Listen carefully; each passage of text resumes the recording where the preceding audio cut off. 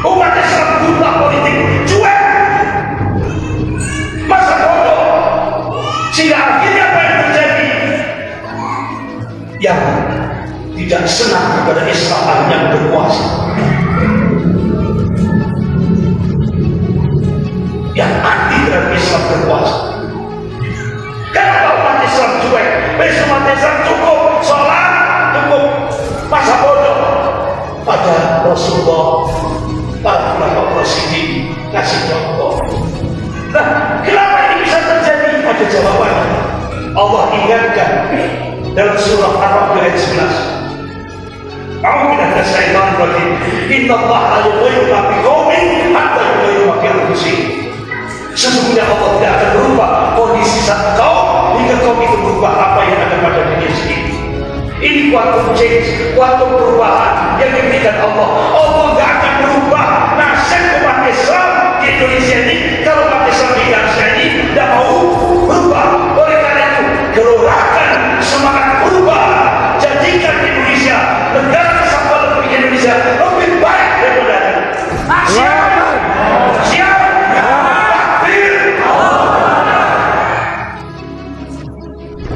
Siap untuk berubah.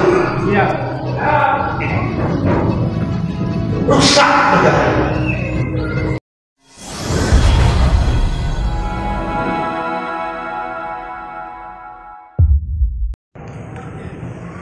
Kita hidup ini di akhir zaman. Bahkan bapak-bapak ibu yang dimuliakan Allah, Rasulullah sudah mengabarkan rinci sekali. Tidak ada yang tersisa.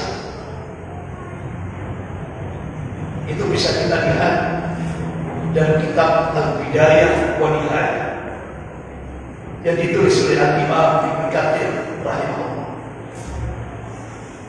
Jadi Rasulullah itu ba'da subuh beliau naik mimbar. Ba'da subuh beliau naik mimbar. Beliau sampaikan khutbahnya sampai menjelang zuhur. Sekolah sholat zuhur berjamaah. Ba'da sholat zuhur Rasulullah naik mimbar lagi. Beliau sampaikan khutbahnya sampai menjelang asar. Sekolah sholat asar berjamaah. Ba'da sholat asar Rasulullah naik mimbar lagi. Beliau sampaikan khutbahnya sampai menjelang maghrib. Itu pernah disampaikan oleh Rasulullah saat masa-masa akhir kehidupan. Dan itu bisa kita lihat, bisa kita baca dalam kitab Al-Bidayah wa Nihayah yang ditulis oleh Imam Ibnu Katsir rahimahullah. Dan alhamdulillah sudah diterjemahkan dalam bahasa Indonesia. Judulnya Huru Hara di Akhir Zaman. Jadi bapak-bapak ibu yang dimuliakan Allah, kalau bisa bapak-bapak ibu punya kitab itu. Insya Allah kalau punya kitabnya sudah diterjemahkan dalam bahasa Indonesia. Jadi setiap kejadian itu ya sudah kita tinggal tulis. Oh ini sudah terjadi, ini sudah terjadi. Karena mulai dari penciptaan alam semesta, semua apa yang kejadian yang akan terjadi sebelum yaumil kiamat Rasulullah. Tujuannya apa? Supaya kita tidak mudah kaget. Yang kaget itu rencana. Jadi, insya Allah. Kenapa? Allah tegaskan dari surah An-Najm ayat 3 sampai 4. A'udzu billahi minasyaitonir rajim. Wa may yantiqu 'anil hawa in huwa illa wahyun yuha. Apa yang disampaikan oleh Rasul itu bukan ahwa, bukan hawa nafsu. Apa yang disampaikan oleh Rasulullah itu wahyu yang diwahyukan oleh Allah kepada Rasulnya. Pasti terjadi, tidak bisa tidak. Mulai ba'da subuh sampai menjelang maghrib. Tapi saya tidak akan sampai maghrib. Karena saya ngerti, jangankan sampai maghrib, sampai zuhur saja mungkin bapak ibu betul-betul lari semua. Tapi cukup sampai jam 11. Tadi sudah di 11 seperempat. Karena kalau saya sampaikan seperti Rasulullah sampai menjelang maghrib, banyak yang lari. Ya. Apa? Gerigingan kabeh. Bapak ibu yang dimuliakan Allah. Ya. Rasulullah sallallahu alaihi wasallam yang takabbusa wa yaqsa wa yaqsu wa tanharu fitnah. Yang takabbusa zaman semakin mendekat. Artinya waktu semakin singkat. Wa yaqsu amal otomatis kalau waktu semakin singkat amalan semakin sedikit. Wajah kusuk kata Rasul. Kalian akan menyaksikan hasad, kedengkian akan meluas di mana-mana. Wajah harus fitnah dan fitnah akan muncul. Jadi Rasulullah SAW menggambarkan fitnah akhir zaman akan kita lihat bersama. Semakin hari semakin besar, semakin meluas. Oleh karena itu, kita harus siap menghadapi. Rasulullah memberikan 5 kiat. Kalau kita ingin selamat dari fitnah akhir zaman. Coba bapak ibu yang dimuliakan Allah, kita lihat sekarang. Coba kita ikra, baca dari tas ini. Kalau Rasulullah sallallahu alaihi wasallam, saya ada nas sanawat khotah akan datang kepada kalian masa-masa yang penuh tipu daya. Tahun-tahun yang penuh penipuan, yang hak dikatakan batil, yang batil dikatakan hak. Sudah terjadi. Sudah. Orang yang amanah, orang yang jujur disingkirkan, sementara pengkhianat diberi kedudukan, bahkan dimulia-muliakan. Sudah terjadi. Kalian nanti akan menyaksikan orang dulu, orang bodoh dimulia-muliakan, sementara ulama dilecehkan, disingkirkan, dikriminalisasi. Sudah terjadi. Kalian nanti akan menyaksikan arwah itu.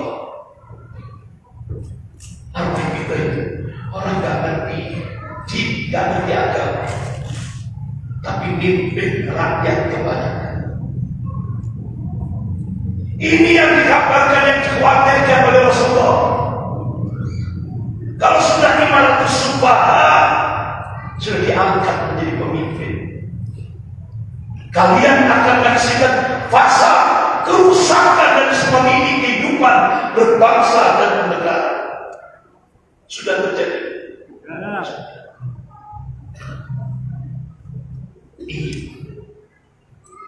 Rasulullah sudah mengatakan, hanya di hadapan para sahabatnya, Rasulullah sampai meneteskan air mata di hadapan para sahabat-sahabat. Ini 1444 tahun yang lalu.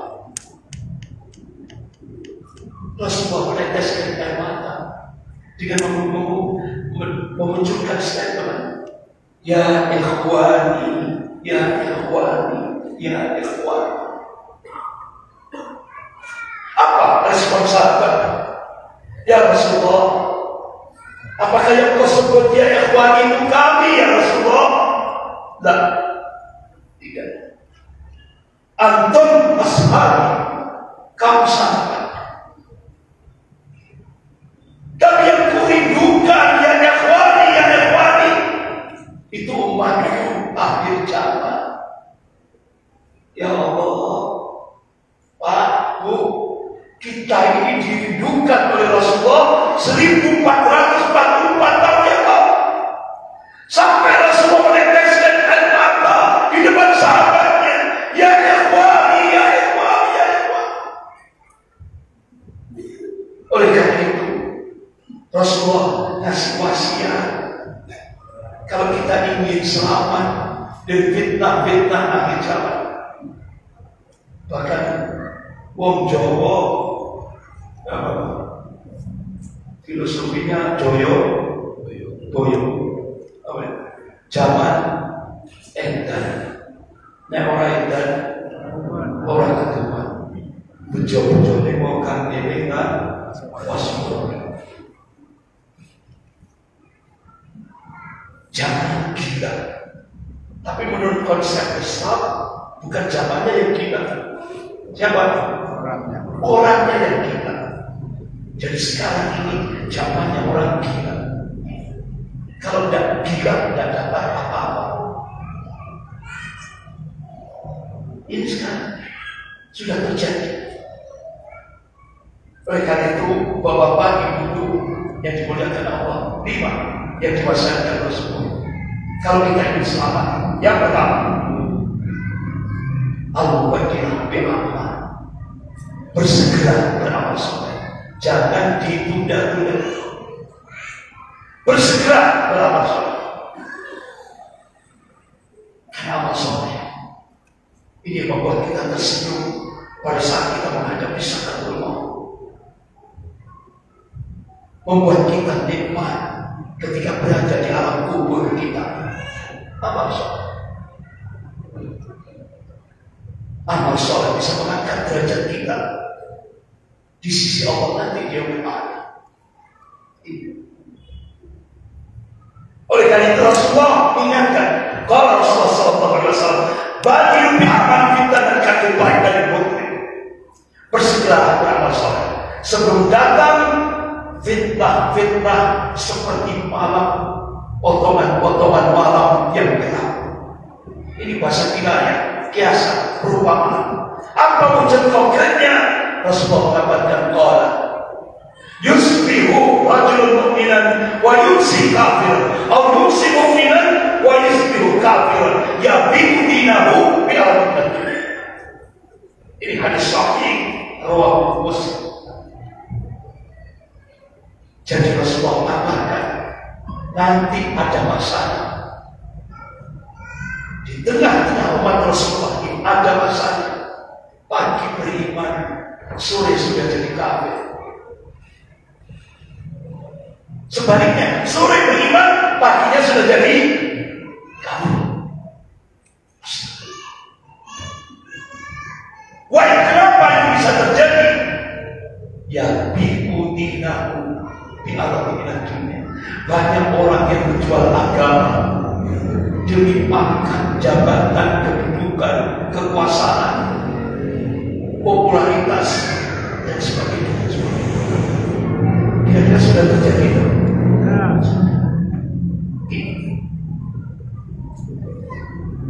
Solusi yang kedua, kiat kalau kita ingin selamat. Yang kedua, at-tawassul bi sunnah. Berpeganglah kepada sunnah Rasulullah SAW.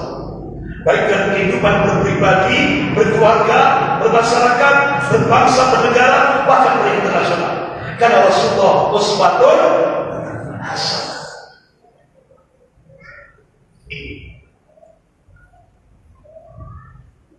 Oleh karena itu Rasulullah memberikan wasiat. Fa innahu may yusbikum fasayara ikhtilafan katsira. Barang siapa hidup sepeninggalku, kalian akan menyaksikan ikhtilaf, perselisihan katsir yang banyak. Oleh karena itu Rasulullah memberikan wasiat, fa alaikum bisunnati wa sunnatil khulafa'ir rasyidin al-mahdiyyin min ba'd. Berpegang teguhlah kalian pada sunnahku dan sunnah khulafa'ir rasyidin al-mahdiyyin yang diberi petunjuk min ba'd sesudah. Bahkan Rasulullah memberikan penegasan, tamassaku biha wa alaiha min nawajib. Pegang kuat sunnah Rasulullah, gigitlah sunnah Rasulullah itu dengan gigi geram. Ini bahasa kinayah, artinya kita disuruh komitmen, konsisten berpegang pada sunnah Rasulullah. Yang ketiga, Rasulullah, kalau kita ingin selamat ketika menghadapi fitnah-fitnah akhir zaman, arju ila ulama, kembali ke ulama. Dan Imam Syafi'i rahimahullah ditanya, wahai Imam Syafi'i, kalau kamu sudah menghadapi fitnah akhir zaman, ulama yang mana yang kami jadikan sebagai rujukan? Apa kata Imam Syafi'i? Cari ulama yang paling dibenci oleh golongan kafir dan golongan munafik, jadikan itu rujukan. Jadikan itu rujukan. Karena nanti ketika kita hidup di akhir zaman seperti sekarang ini, yang paling banyak, tidak yang paling banyak, jauh lebih banyak, itu ulama su. Siapa ulama su? Ibnu Qudamah rahimahullah dan kitab Minhajul Qasidin. Sini ulama su, ulama yang dengan ilmunya dia bernikmat-nikmat dengan dunia. Ulama yang dengan ilmunya dia mencari kedudukan di sisi ahli dunia. Itulah ulama su. Ibnu Qayyim al-Jauzi rahimahullah menyatakan ulama su itu ulama yang dengan lisannya dia mengajak ke surga, tapi dengan perbuatannya dia ngajak ke neraka. Ini ulama su. Rasulullah katakan ini manusia yang paling jahat di kolom bumi. Ini nanti semakin banyak orang objek-objek ulama su. Tapi ingat, Rasulullah kasih kabar neraka diri-diri. Khusus ulama su itu tempatnya beda dengan neraka pada umumnya. Rasulullah mengabarkan itu namanya di neraka itu ada sebuah lembah namanya Jurus. Itu dikhususkan untuk ulama-ulama su. Yang keempat, yang selamat kalau kita ingin selamat di tengah fitnah akhir zaman seperti sekarang ini. Apa? Kuatkan kesabaran. Kuatkan kesabaran. Tidak cukup hanya sabar, tapi kuatkan kesabaran. Bapak Ibu bisa buka dalam surah Al-Imran ayat 200. A'udzubillahi minasyaitonir rajim. Ya ayyuhalladzina amanu sabiru wassabiru warabitu wattaqullaha la'allakum tuflihun. Hai orang-orang yang beriman, bersabarlah. Wassabiru, dan kuatkan kesabaran. Warabitu al-ibadah itu kalau kita terjemahkan secara tekstual, bersiap-siap dari perbatasan negeri. Kalau kita menerasikan dalam kehidupan kita, tingkatkan kewaspadaan. Karena yang goncang iman kita itu banyak.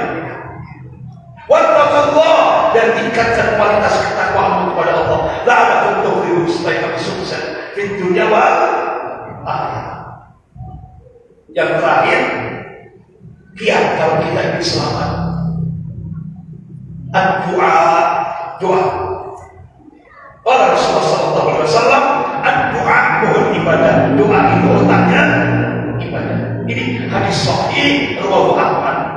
Tapi di masyarakat kita muncul ada satu hadis, doa silahul mukmin. Doa itu senjatanya mukmin. Itu hadisnya dhaif. Bapak, yang sahih doa mohon ibadah. Itu yang sah. Kapan? Saat tahiyat akhir ketika kita sholat. Saat tahiyat akhir setelah kita sholat. Selesai kita baca sholawat kepada Nabi, lanjutkan doa. Allahumma inni a'udzubika min adzabi jahannam wa min adzabil qabr wa min fitnatil mahya wal mamat wa min syarri fitnatil masiihid dajjal. Jangan lupa, ya Allah, aku berlindung kepada Engkau ya Allah dari azab jahannam. Aku berlindung kepada Engkau ya Allah dari azab kubur. Aku berlindung kepada Engkau ya Allah dari fitnah pada saat kami hidup dan pada saat kami mati. Aku berlindung kepada Engkau ya Allah dari fitnah al-masiihid dajjal. Selesai, kita masuk materi ini, kita diperlukan. Sekarang kita masuk materi. Bapak-bapak, ibu yang dimuliakan Allah, pendidikan anak di tengah fitnah akhir zaman.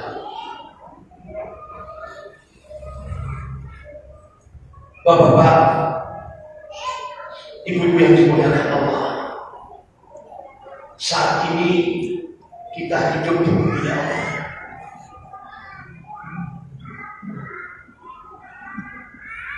Dunia ta'ibun kata Allah. Dunia ini permainan. Dunia walaupun. Dunia ini kata Allah sesuatu yang melalaikan. Dunia mata mengguru. Kehidupan dunia itu sementara, tidak ada yang langgeng. Tapi ada kehidupan yang abadi, yaitu kehidupan akhirat. Itu tempat tinggal kita yang hakiki. Itulah kehidupan kita yang hakiki akhirat. Oleh karena itu, selama kita menjalani kehidupan di dunia ini, kita tidak akan lepas dari fitnah, ujian, cobaan, tantangan, tribulasi kehidupan. Karena hidup, selama kita hidup di dunia ini adalah ujian. Benar? Kita sehat, ujian. Kita sakit, ujian. Kita senang, ujian. Kita susah, ujian. Kita kaya, ujian. Kita miskin, ujian. Kita tampan, ujian. Kita cantik, ujian. Semua hakikatnya dan kenapa kita menjalani kehidupan ujian. Nah, bapak-bapak, ibu yang dimuliakan Allah, Allah tegaskan dalam surah Al-Fatihah ayat 23. A'udzubillahi minasyaitonir rajim. Sunnatullahi allati qad khalat min qabl. Wa lam tajid sunnatan tabdila. Sunnatullah yang sudah berlaku sejak dulu. Dan kalian tidak akan pernah menemukan perubahan akan sunnatullah. Artinya apa? Sejarah akan berulang. Sejarah akan berulang. Allah kasih kabar. Sejarah akan berulang. Yang membedakan warna dan kualitas. Coba saya tanya pada bapak-bapak. Dulu zamannya Nabi Lut, itu kan sejenis, ya kan? Wong lanang seneng karo wong lanang, perempuan seneng sama perempuan. Itu zamannya Nabi Lut.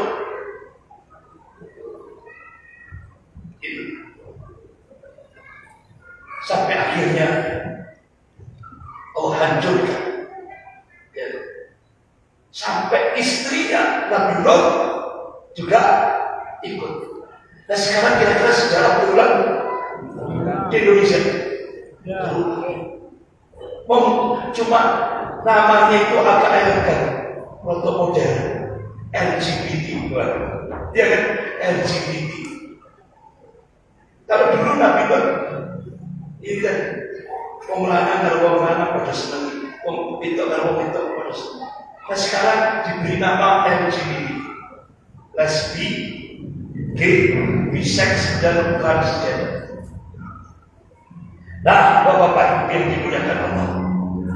Nah sekarang kita hidup di dunia. Dulu, ya mungkin ini sekarang kita hidup di dunia ini sekarang, itu sekarang sudah berubah.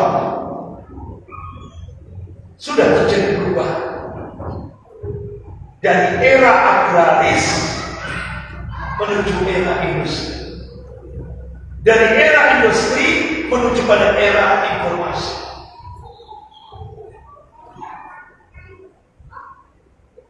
Ini namanya perubahan. Jadi sekarang bapak-bapak ibu yang dimuliakan Allah, ini yang disebut dengan the power shift, perubahan. dari kekuasaan sebuah negara. Artinya dari dunia ini akan terjadi perubahan, the power shift dari era agraris menjadi era industri, dari era industri menjadi era informasi. Dan sekarang kita di Indonesia ini sudah masuk pada era informasi yang sering disebut dengan era digital. Nah, begitu era digital, ya kan? Dan sekarang kan pakai HP. Jadi terjadi perubahan begitu cepat dengan era digital ini.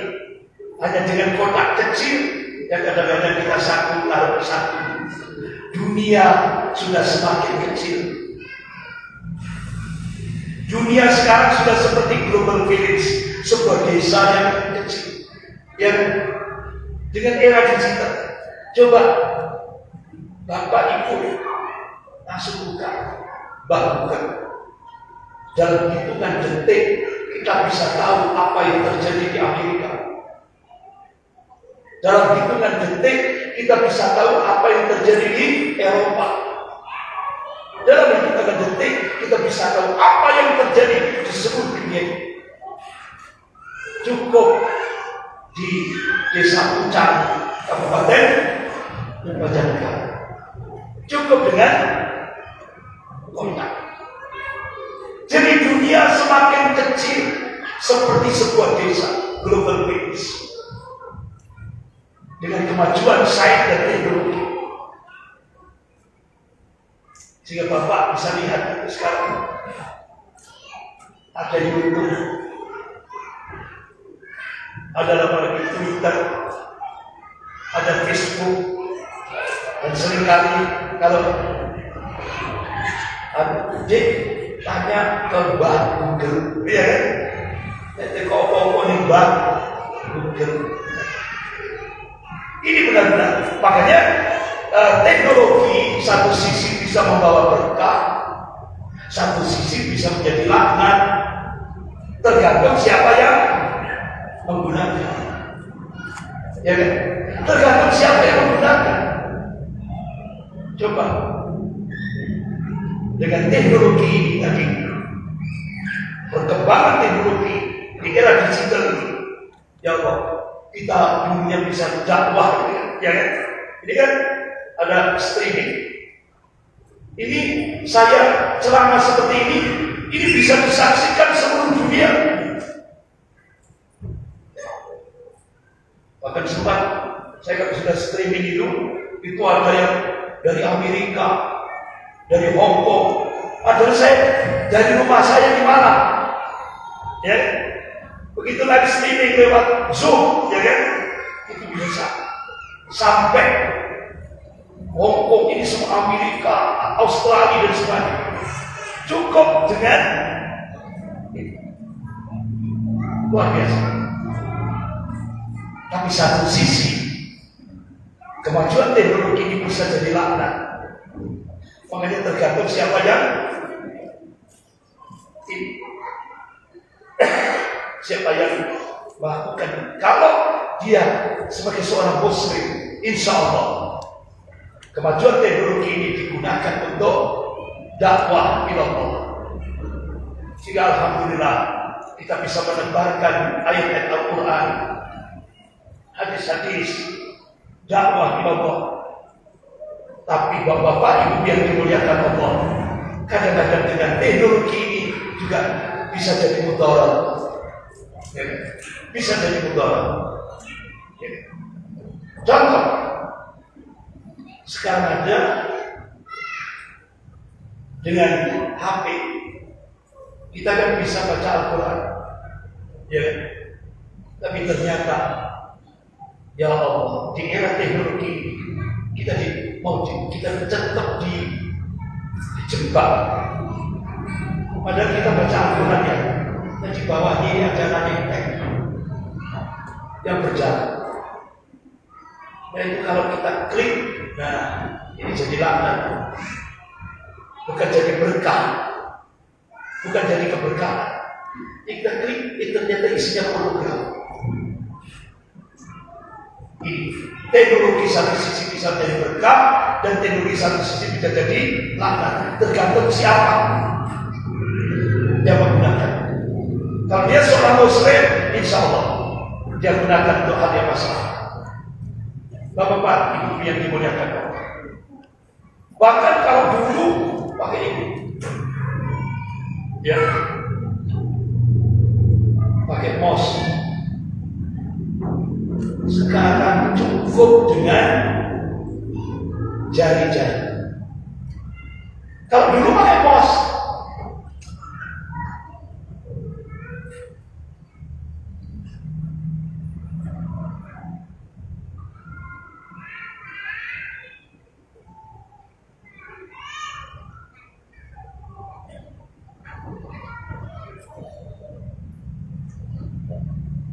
jadi dulu pakai mos, sekarang jari-jari. Ya, Android. Ya. Dulu kalau HP jadul, nggak ada jangan. Ya kan? Sekarang Android cukup dengan jari-jari. Ini kemajuan saya dan teknologi. Oleh karena itu di era digital, bapak-bapak ibu yang dimuliakan Allah, ada kemudahan yang bisa kita dapatkan. Ada peluang sekaligus ada tantangan. Itu namanya sunnah tumpah. Sunnah tumpah, hukum objektif yang diberikan oleh Allah pada setiap hamba. Ada kemudahan, ada peluang, ada tantangan. Itu sunnah tumpah. Bapak-bapak ibu yang dimuliakan. Dan sekarang bagaimana terhadap anak-anak kita?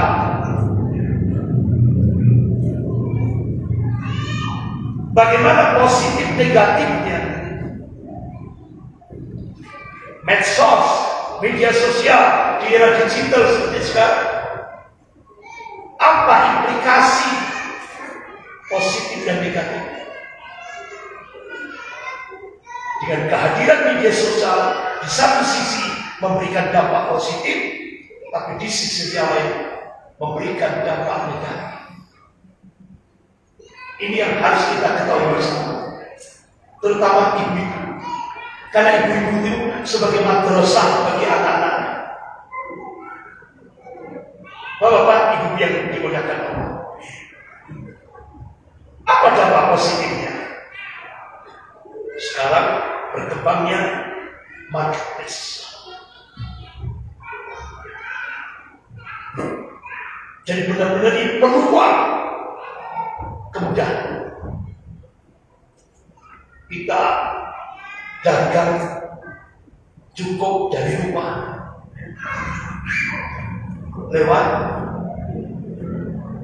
online, ya kan? Nggak perlu kita buka toko gojek, nggak perlu.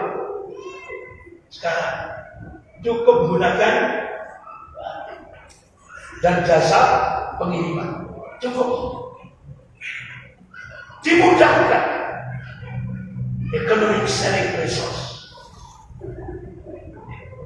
Jadi kita belanja saja sekarang cukup lewat HP.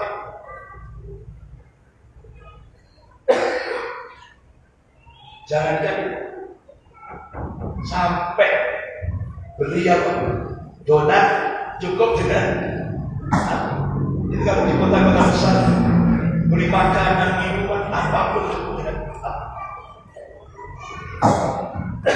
ini positif. Kemudian bapak-bapak ibu yang dimuliakan Allah, kita bisa mengakses dan membagikan informasi dan cepat dan mudah lewat HP. Makanya sekarang berkembang toko online, ojek online, ya kan? Semuanya, rental mobil online, ya semuanya era digital. Nah sekarang bagaimana negatifnya? Ternyata negatifnya itu apa? Dengan ini muncul banyak informasi hoax. Oleh karena itu butuh saringan. Kita harus memfilter dari informasi-informasi hoax yang muncul dari medsos ini. Oleh karena itu sendiri mungkin 1444 tahun yang lalu Allah sudah memberikan arahan. Dan sekarang kita baru dong. Allah berikan arahan, fatabaikan, tabayun, cross check, ya kan? Supaya tidak terjadi fitnah. Karena tadi munculnya informasi palsu, munculnya informasi hoax, ya. Apa itu nyebutnya hoax? Ya. Munculnya informasi yang keliru. Ini implikasinya dampak. Oleh karena itu tugas orang tua, kita sebagai orang tua, ayo mempersiapkan anak menghadapi zamannya. Dan zaman anak kita sekarang juga zaman digital. Gak mungkin, Bu, ketika anak kita, ya kan, terus bawa HP, terus ibu bawa kayu, ayo sing delok dan dilihat apa? Gak mungkin. Kalau ibu bawa kayu, ini kan otomatis bisa melahirkan kondisi psikologis anak pendendam. Jangan.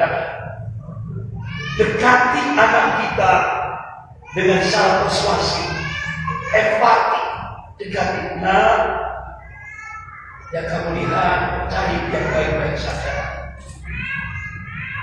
Karena itu akan mempengaruhi. Makanya ada ibu-ibu kaget sekali.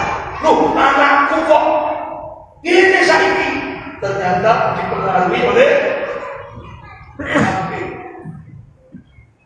Anakku kok ini saiki pengaruhi oleh HP. Ini era digital. Nah, kita sebagai orang tua, apakah sudah mempersiapkan anak untuk menghadapi era digital seperti sekarang ini? Bahkan era kedepannya lebih canggih. Bapak Ibu yang dimuliakan. Nah sekarang, bagaimana efek negatif teknologi digital pada anak-anak kita?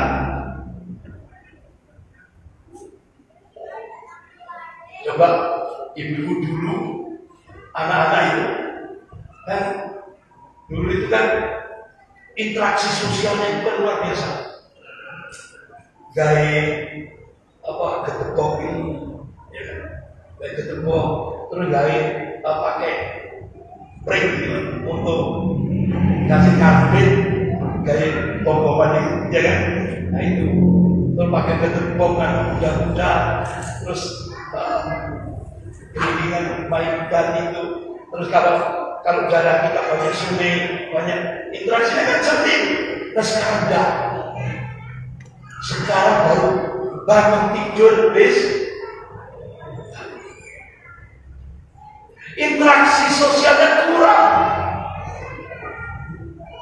Sehingga apa dampak negatifnya? Ini yang perlu diketahui. Anak kita tumbuh menjadi pribadi yang egois, sulit bergaul. Karena itu tadi dikendalikan oleh HP. Dikendalikan oleh HP. Makanya di pondok pesantren saya sampaikan pada semua orang tuanya, masuk ke pondok pesantren saya tidak boleh bawa HP. Namun kalau ingin menghafalkan Quran, rata-rata alhamdulillah, rata-rata di pondok pesantren saya itu 2 tahun sudah hafal 30 juz Al-Quran. Bahkan yang santri laki-laki kita pacu ke laki-laki. Ya. Jadi saya biasanya Pak, untuk kita bangkitkan laki-lakinya. Jadi anak-anak santri-santriwan yang baru itu kita didik survival, supaya terutama yang sudah setahun 2 tahun survival. Di tempat pondok pesantren saya itu ada sebuah hutan namanya Panderma. Itu khusus yang laki-laki kita masukkan ke hutan. Makan orang makan jadi survival. Makan yang bangun besar karena ya kan? Survival supaya bisa bangkit ke laki-laki, supaya enggak loyo dan enggak manja. Kenapa? Tantangan ke depan lebih berat. Akhirnya, nah alhamdulillah, kebetulan pondok pesantren saya sebelahnya itu pusat pendidikan Angkatan Darat. Alhamdulillah, akhirnya wakil komandannya saya jadikan pengurus pondok juga. Alhamdulillah, dapat pendidikan kedisiplinan. Alhamdulillah. Alhamdulillah.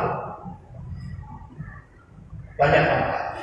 Kemudian yang putri, santriwati, kita bangkitkan kewanitaannya. Ya, jadi bagaimana caranya?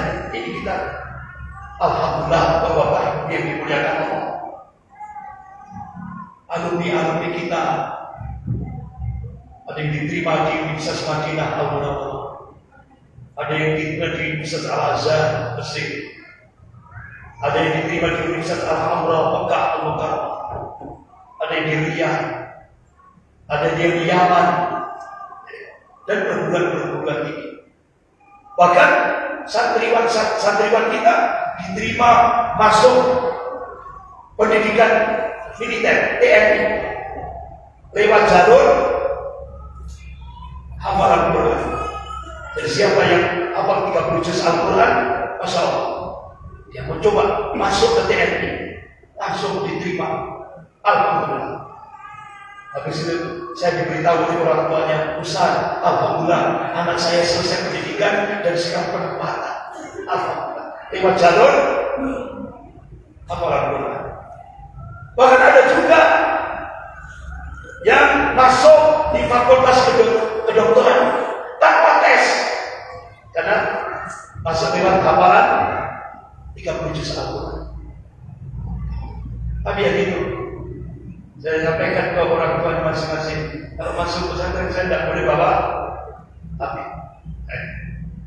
tapi kalau komunikasi ke orang tua, nah ada tempat khusus, ada waktu khusus, ya kan? Pakai hati, ada waktu khusus. Bukan terus sayanya, enggak sama sekali enggak. Ada waktu khusus untuk komunikasi dengan orang tuanya. Kita siapkan hati. Baik, nah seperti untuk ini, supaya tidak muncul pribadi yang egois dan sulit bergaul. Kemudian apa dampak negatif dari teknologi digital ini? Perkembangan otak anak kita tidak seimbang. Karena tani, bis, tapi makan kadang-kadang lebih condong HP-nya daripada makan. Sampai ibunya cerewet, ya kan? Lihat, dan makan. Ya, saya tahu, dijawab saya tahu. Nah, begitu juga perkembangan bahasa pada anak dapat tertunda. Kenapa? Interaksi sosialnya berkurang. Karena dia lebih banyak dikendalikan oleh HP. Sering menahan lapar, haus, dan kadang-kadang keinginan buang air, ya, itu ditunda. Kadang itu dapat merusak pencernaan. Dipet, boro-boro. Bahkan kita kesulitan mengenali emosional anak kita. Bahkan aktivitas fisik anak kita berkurang. Kenapa? Karena dikendalikan oleh HP. Biasanya itu kalau dulu Masya Allah, banyak interaksi di luar, ya kan? Anak-anak kita berinteraksi dengan teman-temannya, apalagi di desa itu, aktivitas fisiknya. Nah kalau HP sudah, aktivitas fisiknya berkurang. Nah, Bapak-bapak Ibu yang dimuliakan Allah, ada dampak negatif yang paling berbahaya. Ini negatifnya, bahayanya lebih berbahaya daripada narkoba. Yang lewat HP, yaitu konten-konten pornografi.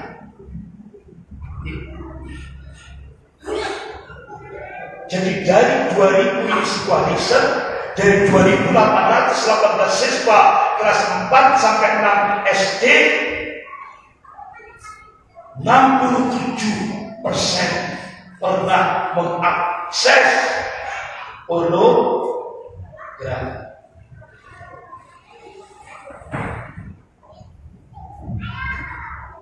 Kira-kira belok sopo? Belok gubernurnya mau belok?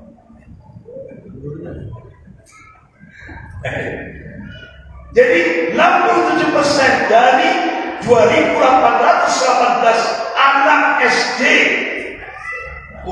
kelas 4 sampai 6 dilakukan penelitian, ternyata ngaku pernah mengakses informasi pornografi. Kenapa? Ternyata pornografi itu tidak hanya lewat HP untuk merusak generasi Islam di Indonesia ini. Mereka serbu, hampir ini hasil riset, 24% pornografi muncul di komik, 22% pornografi muncul di internet, 17% di game permainan, game, 12% di film TV, 6% lewat gadget HP, 6% lewat majalah, 5% lewat koran, 8% lainnya. Nah, kondisi kenapa anak ini kok begitu concern pada pornografi? Ternyata Bapak-bapak, Ibu yang dimuliakan Allah, penyebabnya anak merasa psikologisnya ada kebosanan. Ini yang melatar belakang bosan. Yang kedua, kesepian. Yang ketiga, emosional parah. Yang keempat, stres, tertekan, kondisi tertekan, dan kondisi lelah. Akhirnya larinya ke pornografi. Ini hasil penelitian. Ternyata Indonesia berada di urutan kedua setelah Rusia, surganya pornografi. Apalagi di Indonesia ini yang berkuasa apa partai ini sekarang ini? Apa yang berkuasa? Partai yang berkuasa di Indonesia sekarang itu. Itu pimpinannya Eva Sundari. Konvensi pers. Saya minta kepada Menkominfo agar situs Islam di Brother Situs pornografi dibuka lebar-lebar sampai tingkat desa. Akhirnya apa yang terjadi? Karena Eva Sundari ini dari pimpinan pusat PDIP ini, dia barusan lulus dari sekolah dari PKC Partai Kepolisian, bawah 15 kader, pulang langsung memberikan statement. Akhirnya Menkominfo Pak Rudiantoro langsung membrandel situs-situs Islam di brandel. Situs pornografi dibuka lebar-lebar sampai tingkat desa. Akhirnya apa yang terjadi? Lembaga-lembaga riset di Indonesia mengungkap sekarang di Indonesia angka penyimpangan seksual di tingkat SMP SMA itu sudah 60%. Akhirnya Pak Rudiantoro yang Menkominfo, Pak Rudiantoro akhirnya diundang oleh tokoh-tokoh Islam. Pak, kenapa Bapak membrandel situs Islam? Situs pornografi dibuka sampai tingkat desa. Wah, kenapa Pak? Apa jawabannya?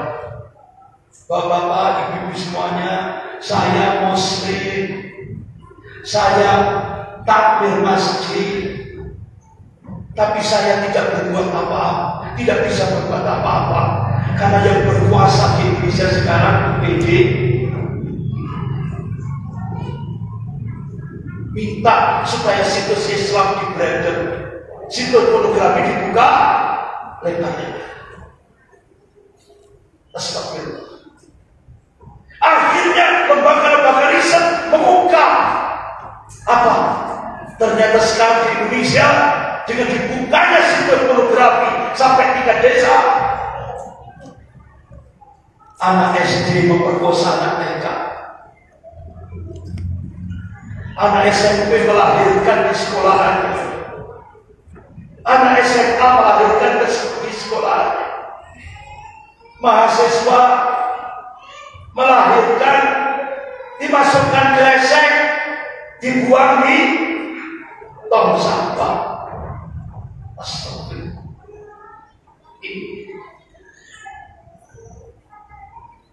Nah, bapak-bapak ibu yang dimuliakan Allah, kenapa ini bisa terjadi?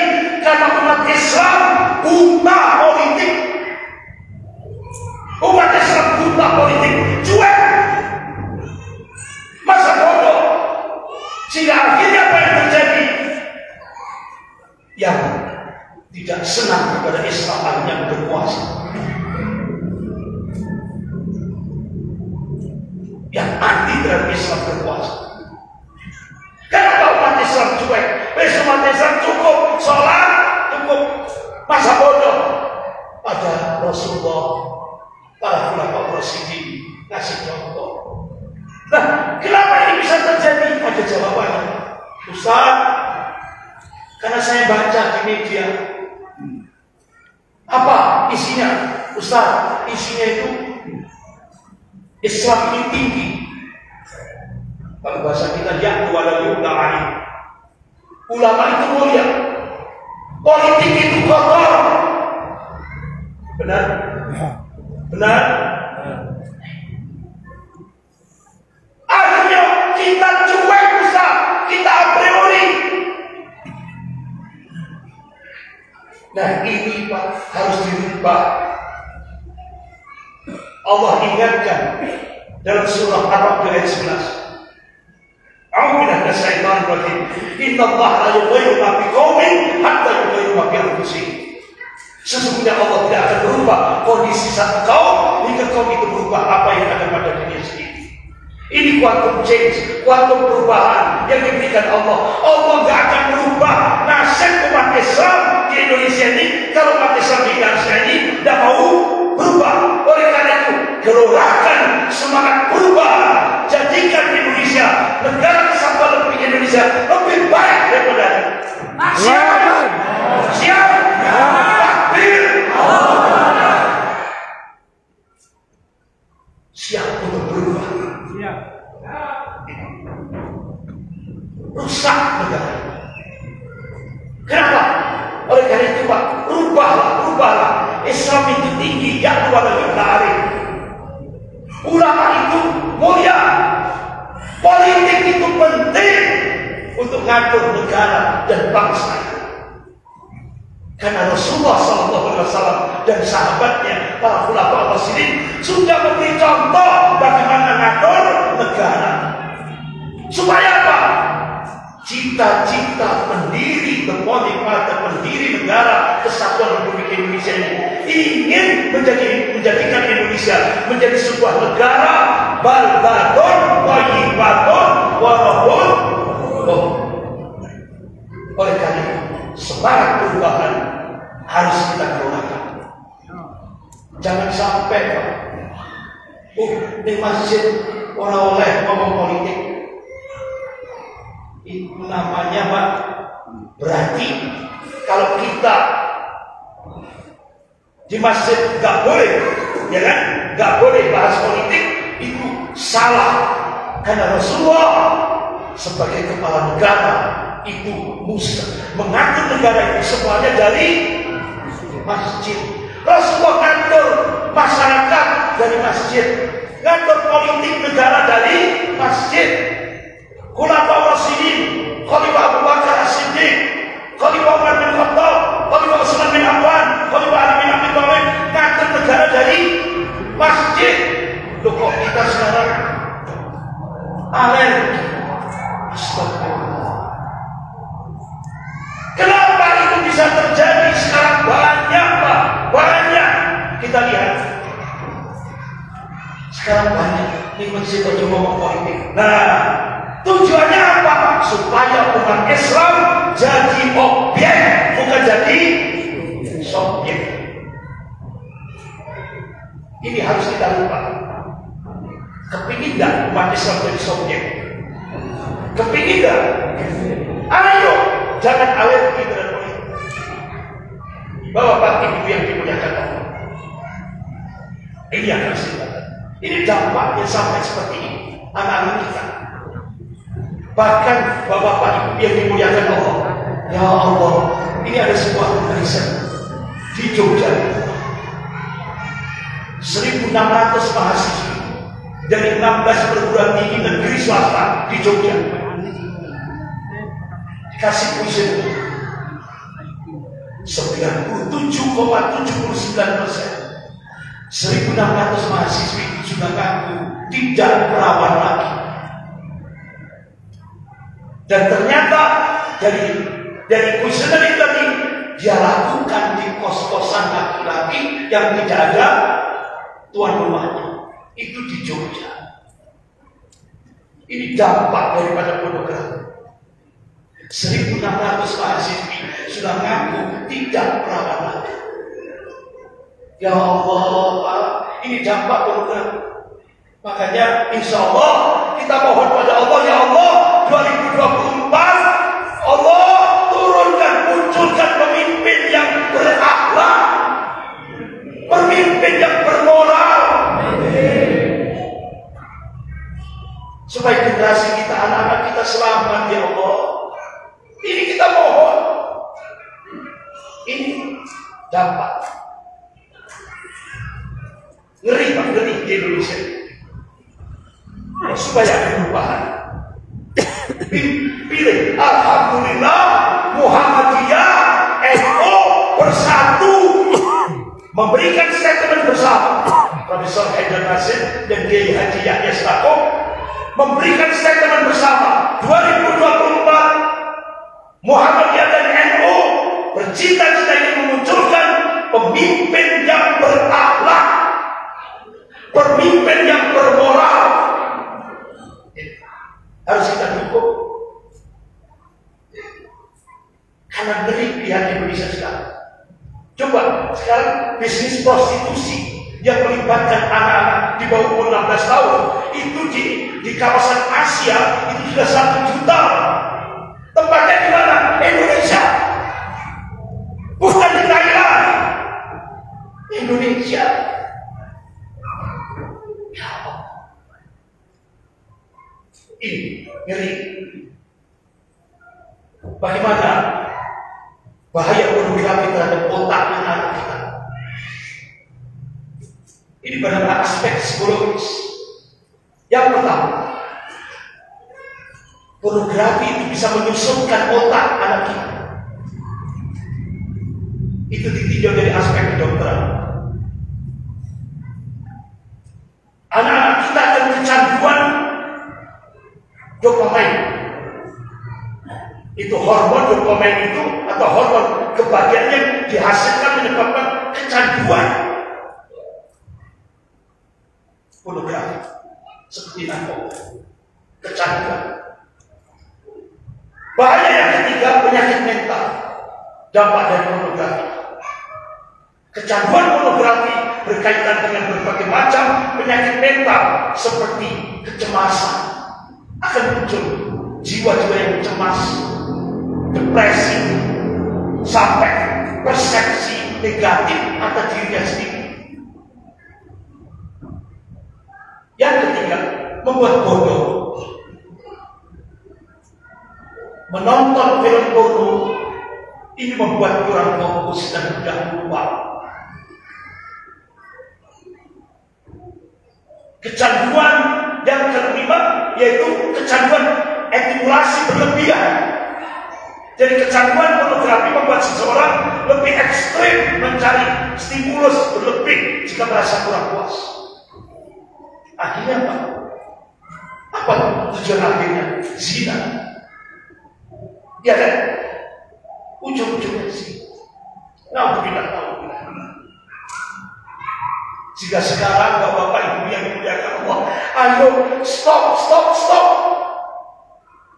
Kita terus mohon pada Allah, Bu, Pak, ayo di penghujung malam, di sepertiga malam, 2/3 malam, terus mohon pada Allah, ya Allah, munculkan pemimpin yang soleh, pemimpin yang menyatukan, bukan yang memecah belah bangsa.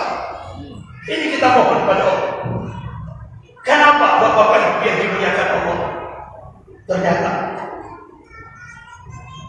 ini dampaknya sampai sekarang di Jawa Timur. Kalau sudah terutama di pengajian agama ini, Pak, ya Allah, ternyata di Jawa Timur dampak dari pornografi ini, Pak, ternyata paling banyak minta dispensasi pernikahan di Jawa Timur.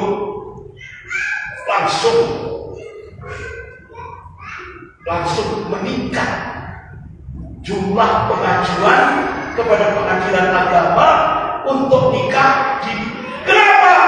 Karena hamil duluan. Ini loh, Bu, hamil duluan. Tidak tahu kalau di Jawa Tengah sudah ada riset kira-kira pernikahan dini karena faktor hamil tadi banyak kan? Banyak, tidak ada di Jawa Timur, seluruh Indonesia pengajuan pernikahan dini karena hamil duluan. Ikut sakti pengurus kantor pengajian agama yang pesannya nanggung dosa, ya kan? Nanggung dosa. Nah, kalau sudah hamil duluan tidak boleh dinikahkan. Menurut syariat Islam tidak boleh dinikahkan setelah lahir kan baru dinikahkan. Itu syariat.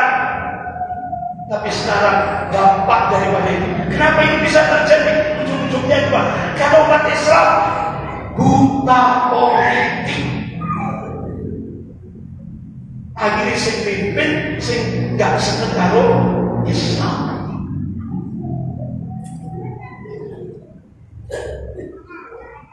Bahkan pernah itu sampai garing-garing. Pernah ada seseorang datang ke pesantren, yang ini petinggi negara datang ke pesantren. Nah, anak sudah berapa hafalannya? Sudah 30 juz, Bu. Berarti tinggal berapa lagi?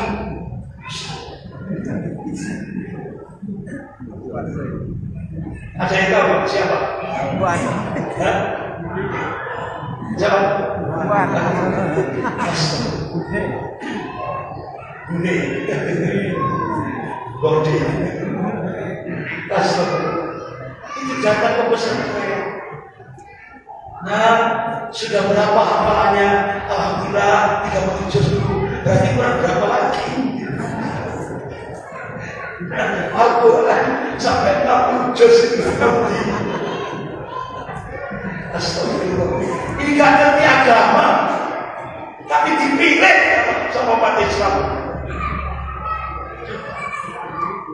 Astagfirullah. Ini dampak umat Islam buta. Nah, Bapak Ibu yang dimuliakan Allah. Jadi kesimpulannya, dampak dari pornografi ini kerusakan otak anak kita. Otak anak kita akan rusak. Yang kedua, gangguan emosional anak kita terganggu. Sudah tidak stabil, lambat. Kemudian yang ketiga, masa depan anak kita akan hancur. Oleh karena itu, ibu-ibu, ayo selamatkan anak-anak kita, selamatkan anak-anak kita.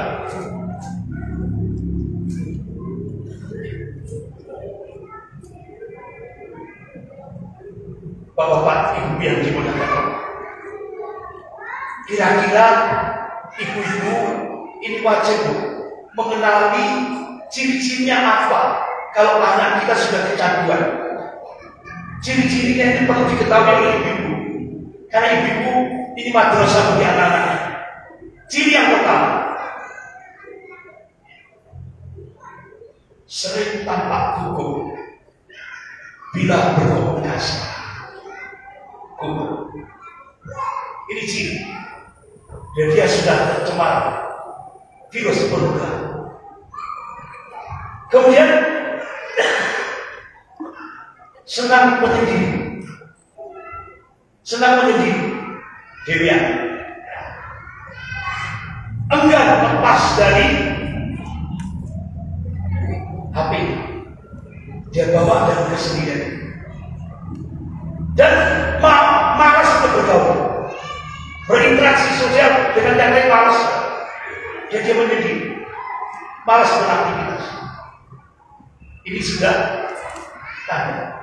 Biasanya untuk delik. Nah, biasanya kan pas ibu lewat itu, nah aku di pasar yuk sampai langsung berubah, ya kan?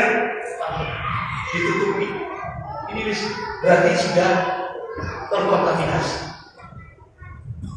Kemudian cirinya, pikirannya kacau, karena selalu tertarik mencari konten-konten pornografi. Pikirannya kacau. Break. Kadang-kadang diceluk ibu, nah, bisa tahu, nah, sampai bolak-balik pingsan, nggak konek, pikirannya break, mudah marah, mudah tersinggung. Kenapa? Rahasia itu supaya tidak terbongkar. Udah marah, tapi ibu tadi. Kadang-kadang kan anaknya pasti kamar mandi. Nah ibu belum apa ini? Ketok marah, khawatir rahasianya terbongkar. Ibu egoisnya, ya Allah. Padahal ada sahabat Rasulullah Abdullah bin Mas'ud radhiyallahu anhu. Ya Rasulullah, ayo amal alhamdulillah. Amal apa yang paling dicintai oleh Allah? Rasulullah jawab, as-salat ala waqtiha. Salat di waktu. Birrul walidain, berbakti pada kedua orang tua. Al-jihad fisabilillah. Bahkan ada seorang sahabat, ya Rasulullah, siapa yang kau hormati? Ibumu. Siapa yang kau hormati? Ibumu. Siapa yang kau hormati? Ibumu. Ya Rasulullah, siapa yang kau hormati? Bapakmu. Nah, bapak-bapak ibu yang dimuliakan Allah, ya Allah sudah 12 dan terakhir. Saya percepat aja, Pak. Saya percepat. Atau gini aja sudah, diperbanyak. Jadi di copy 5 prestis, dan nanti diperbanyak. Nanti di rumah masing-masing. Gitu kan? Karena ternyata nggak kerosok setengah 12. Ya kan? Ya benar, setengah 12 ya. Nah, berarti berapa menit lagi sudah ada full? Ya? 15 menit. Ya, kalau itu langsung dialog. Silakan. Oke, silakan. Jadi nanti untuk menuntaskan ini, nanti takbir ada bawa prestis, saya kopikan, nanti diperbanyak untuk jamaah semuanya, supaya nanti bisa dibaca di rumah masing-masing. Ya kan? Ya, monggo silakan. Monggo pada diri saya untuk beberapa pertanyaan.